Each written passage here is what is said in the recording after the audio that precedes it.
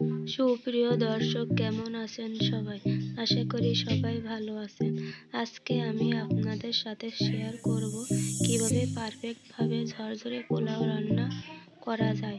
আশা করি আপনাদের কাছে এই রেসিপিটি ভালো লাগবে। চুলায় একটা পাত্র বসিয়ে দিয়েছি। পাত্রটা গরম হয়ে গেলে দিয়ে দিয়েছি 2 টেবিল চামচ ঘি। এখন দিয়ে দিচ্ছি সামান্য পরিমাণ তেল। তেলটা আমি গরম করে নিব। এখন দিয়ে দিব 3 টুকরা দারচিনি, 5টা লবঙ্গ, 5টা এলাচ। এগুলো আমি 1 মিনিট নেড়ে চেড়ে নিব। দিয়ে দিব এখন 1 কাপ পেঁয়াজ কুচি। পেঁয়াজটাকে আমি হালকা ভেজে নিব, লালচে করে ভাজবো না। এখন দিয়ে দিব 1/2 চা চামচ রসুন বাটা, 1/2 চা চামচ আদা বাটা। এখন আমি এগুলো একসাথে ভালোভাবে নেড়ে চেড়ে নিব 1 মিনিটের জন্য, যাতে আদা ও রসুনের কাঁচা গন্ধটা দূর হয়ে যায়। এখন দিয়ে দিব পোলাও চাল। আমি এগুলো একসাথে ভালোভাবে মিশিয়ে নেব।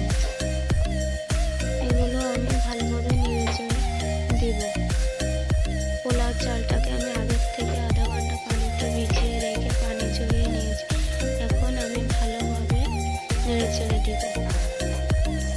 এখন আমি চালটা অনবরত নাড়তে থাকবো। দেখুন আমার চালটা ভাজা হয়ে গিয়েছে, একটার সাথে একটা লেগে নেই, তাহলে বুঝতে হবে চালটা আমার ভাজা হয়েছে।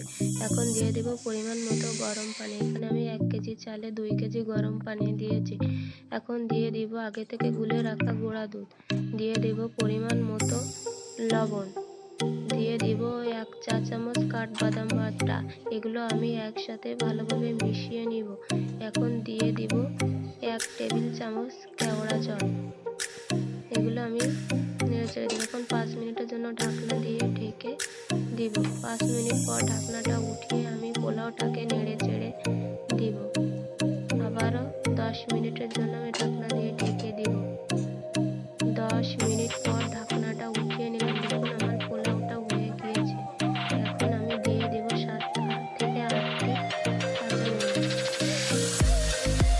এখন দিয়ে দিব আগে থেকে ভেজে রাখা পেঁয়াজ বেরেস্তা এবং 5 মিনিট ঢাকনা দিয়ে আমি ঢেকে রান্নাটা করে নিই।